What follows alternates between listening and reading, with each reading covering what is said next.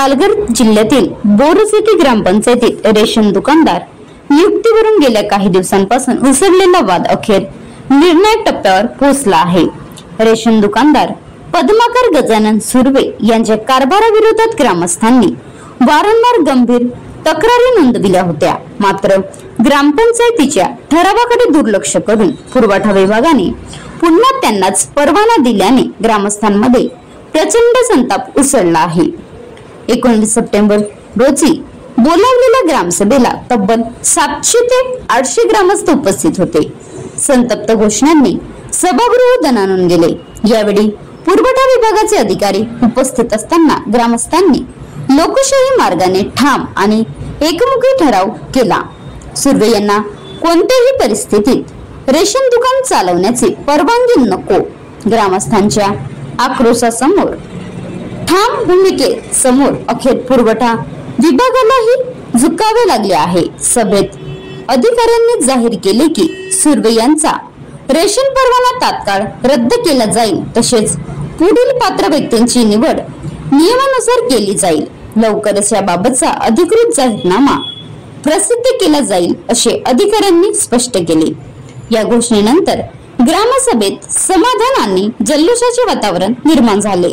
लोकशाही मार्गाने मिळवलेला हा विजय बोरसिटी ग्रामसभेच्या इतिहासात अविस्मरणीय टप्पा म्हणून नोंदविला जाणार आहे। या सभेला ग्रामविकास अधिकारी दीपिका पाटील, सरपंच हरीश भूतखडे, ग्रामपंचायत सदस्य पोलीस पाटील, तंटामुक्त समिती अध्यक्ष यांच्यासह गावातील प्रतिष्ठित नागरिक व शेकडो ग्रामस्थ मोठ्या संख्येने उपस्थित होते। Maharashtra live news reporter Shailesh तांबडा, राज्य प्रतिनिधी पालघर। आज आपण अशासाठी जमलो होतो की आपले जे वैयक्तिक विषय होते हे ग्रामस्थांना मांडायचे होते। पद्माकर गजानन सुर्वे यांच्या विरोधात ज्या ग्रामस्थांच्या तक्रारी होत्या ह्या जे आपल्या पुरवठा विभाग तहसीलदारचे साहेब आले होते, त्यांनी असं म्हटलं की आम्ही लवकरात लवकर जाहीरनामा काढून राशनिंग दुकान हे ग्रामपंचायतीच्या नावावर आपण जाहीरनामा काढणार आहेत असं त्यांनी संदेश दिला आपल्याला।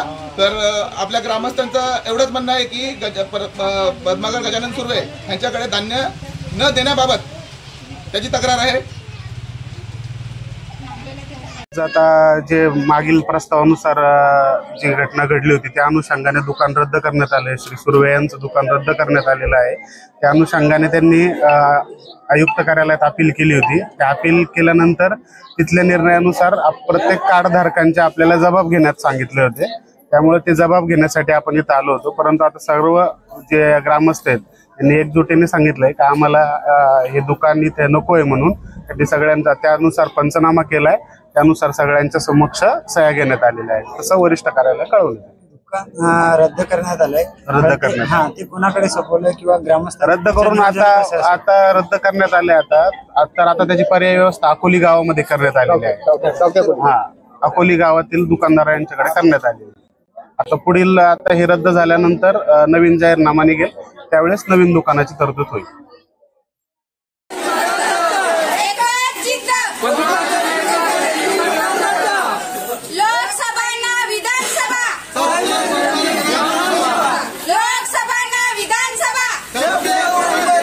आता गाडीवर मोबाईल नंबर नाही तर इमर्जन्सी QR कोड वापरा, जे तुम्हाला अडचणीच्या वेळी साथ देईल।